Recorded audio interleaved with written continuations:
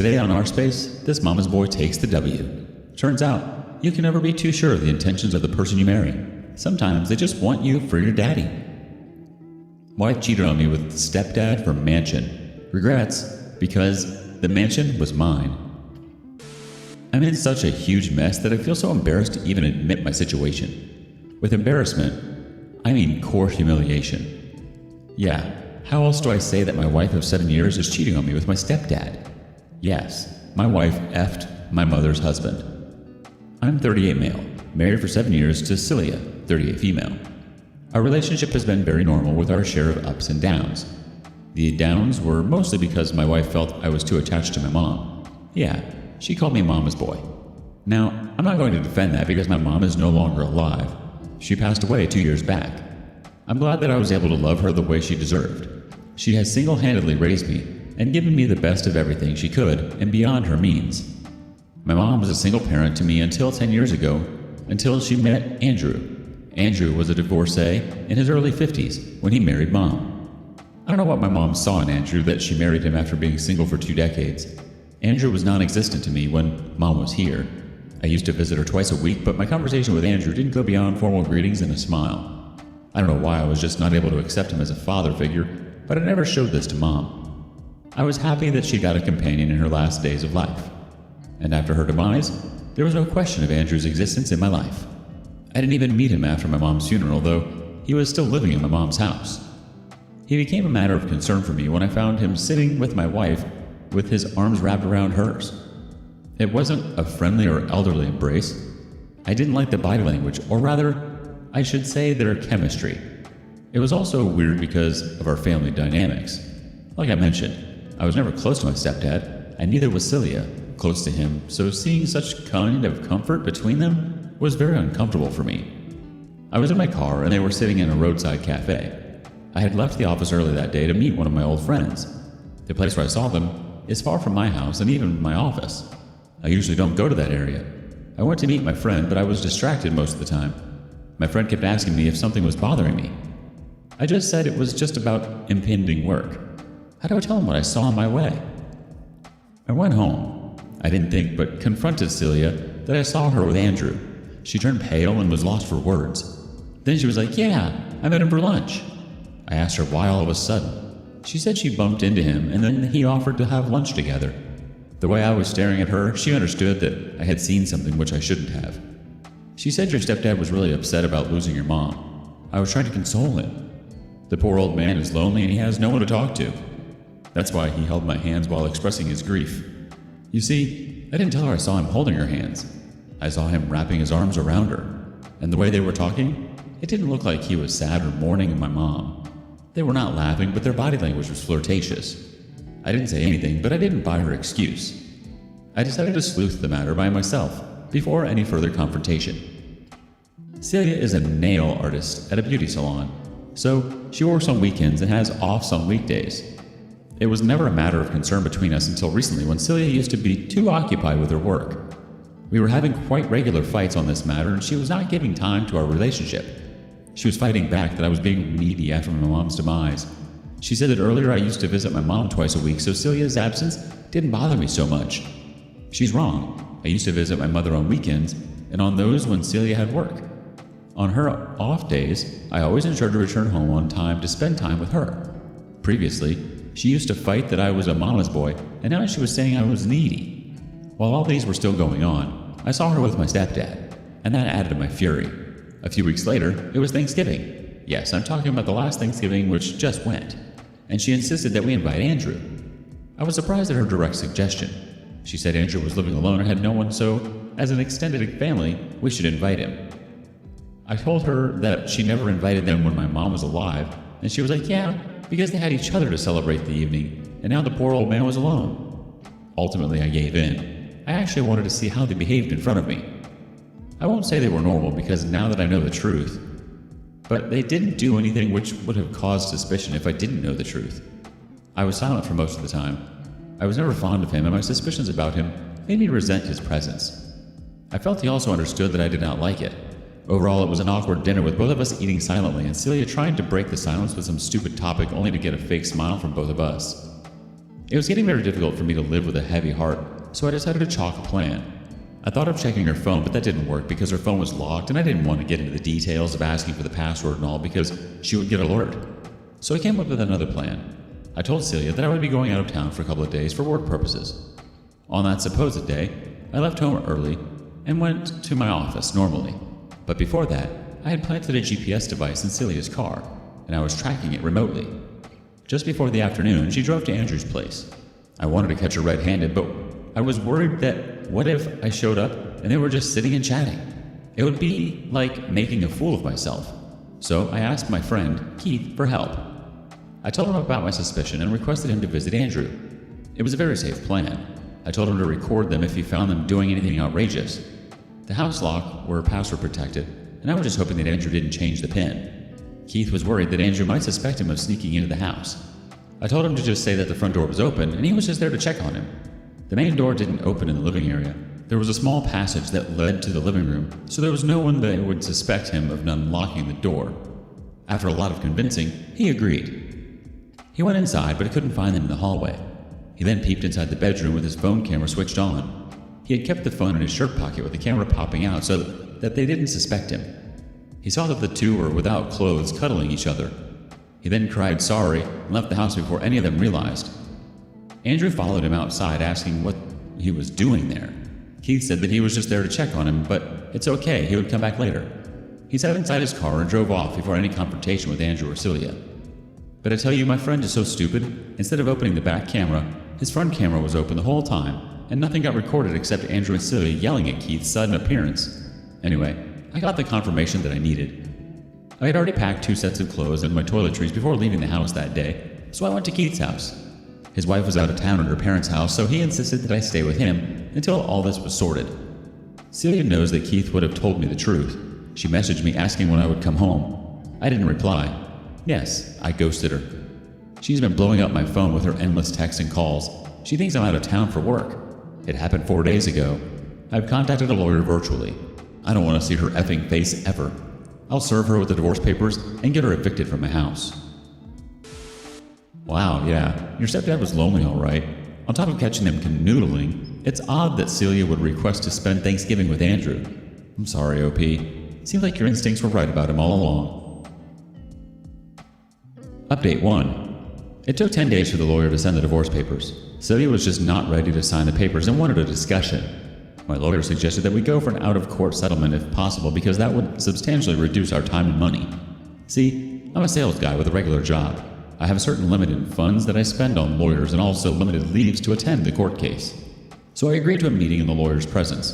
But when I went for the meeting, she insisted on having a private conversation with me. I resisted, but my lawyer asked me to go for it, but not say or commit to anything which she demanded. He laid out a certain framework to keep my meeting within it. Like, no touching, no hugging, no confessions and all. I felt disgusted at her presence. She tried to hug me, but I pushed her away. She said it was all a misunderstanding. After reading so many cheating stories on Reddit, I know what all cheaters say. I was like, yeah, sure, you're trying to help out a poor old man from his loneliness, right? She said whatever Keith saw was true, and she's not denying it, but it was only cuddling and nothing else. Yes, of course, cuddling without clothes. But this was not enough. What she said next blew my mind. She said she did it to safeguard our future. Really? How the hell? She was like, so your mom left all her wealth to Andrew, and now if he marries someone else, that woman would be entitled to that wealth. Your family's property would go to someone else.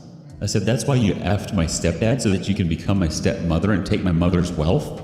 Do you see the complexities in this family dynamics? I was feeling dizzy with her BS, so I stormed out of the meeting room.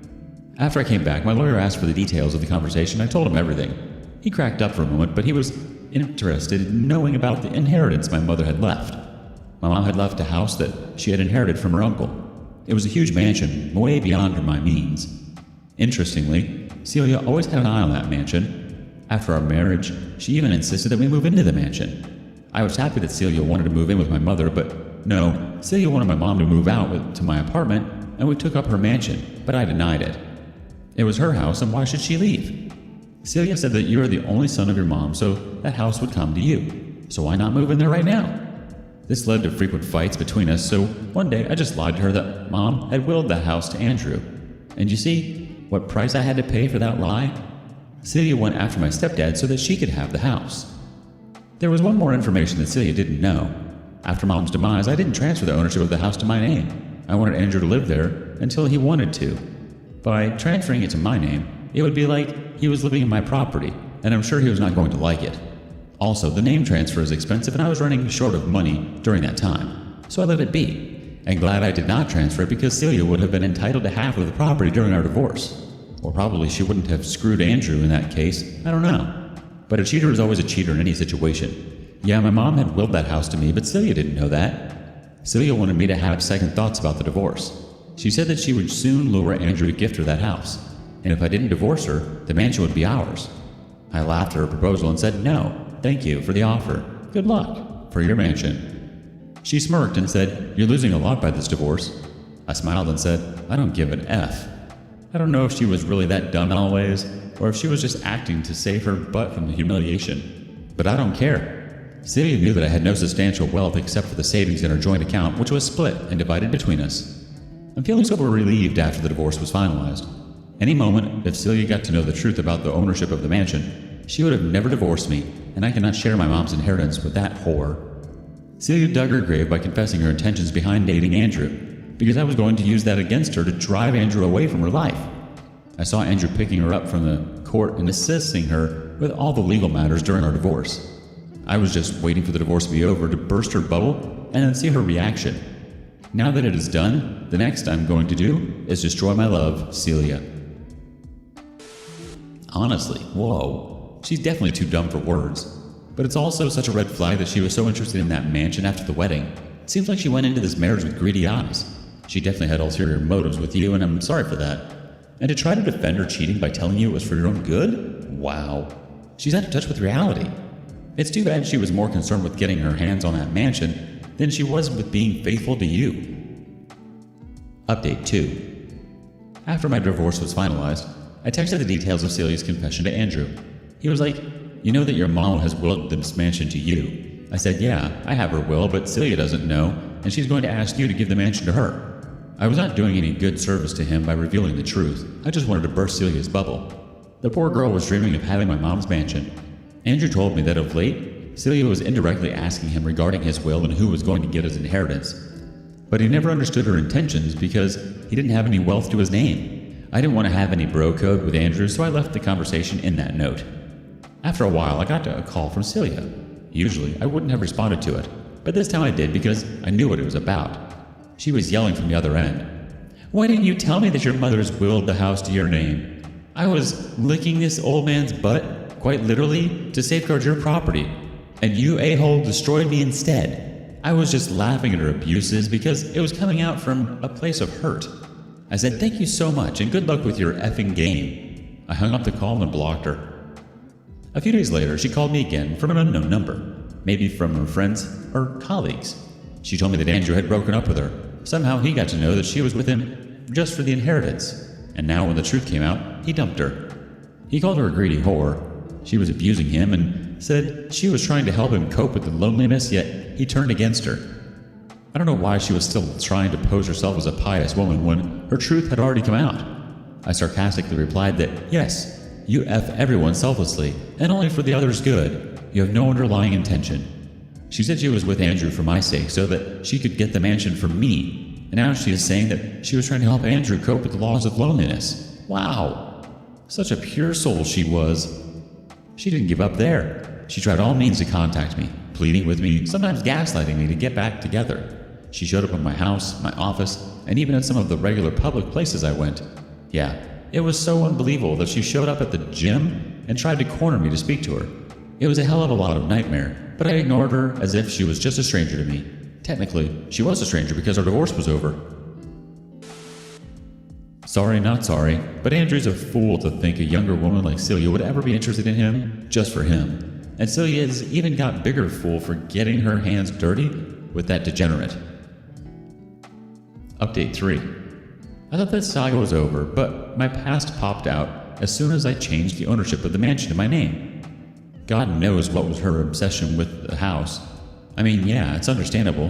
Who would not want $1 million mansion to their name? But I don't know how long it would take for her to accept the reality.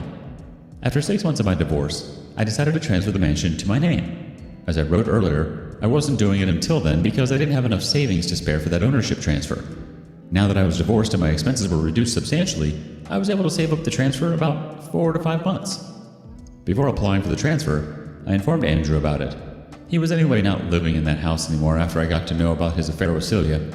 I didn't ask him to vacate though, but he responded that he would take away his remaining belongings from the house, and he did that. He made me the admin of the locking system to the house. It took a couple of months for the paperwork to be ready, and meanwhile, I got it painted. The lawn and the pool were also not maintained for a long time, so I got all of them cleaned. I was no contact with Celia, and as per the last conversation I had with her, Andrew had also broken up with her. So I was perplexed when she showed up at the mansion during one of the cleaning days. I wasn't there, and the cleaning manager called me that a woman had come down and she was roaming around in the house. They tried to stop her from entering, but she told them she was my wife. Yeah. But the way she was filling the walls and interiors of the house, they suspected her to be a trespasser. Indeed she was, and I told them to kick her out, and I had no wife. They did as told, and then gave me a confirmatory call that the woman was out of the house. No prize for guessing if she showed up at my house. Yes, she did. She was crying and wailing that I had abandoned her when she did no wrong and that her intentions were pure. I told her to seek therapy and that she needed to check out a mental hospital instead of my house. She wanted me to let her inside the house and have a conversation, but I didn't. I closed the door on her face. Last month, I rented out that mansion to a family. Initially, I thought of shifting it there to save the rent of my current apartment, but then I did the calculation. The rent for that mansion is at least twice, if not more, than what I pay for my apartment, so it didn't make sense for me to move there. Also, that house is too huge for a single man. If I get married in the future and have kids, I'll surely move in there. But as of now, I don't see that happening anytime soon. I have also taken a restraining order against Celia on my mansion property. The chances of her sneaking into that place or vandalizing it were low because she had not been violent yet. Still, I didn't trust her, and I had to do this to safeguard the interest of the new tenants of that house. I don't want Celia to trouble them unnecessarily. It has been smooth until now, and I hope I don't have to make any further updates on this thread. I want Celia's chapter to end, so that I can move on with my life. I certainly wouldn't trust her either after all that she did. She hasn't given you a reason to trust her. I love how cheaters always try to say the one that got cheated on abandoned them, when in reality the cheater abandoned the relationship as soon as they entertained the idea of cheating. I'm sorry, OP. But also, I commend your choices and your foresight into not transferring the house into your name. You're a smart man. Your mama raised you right. What do you make of this?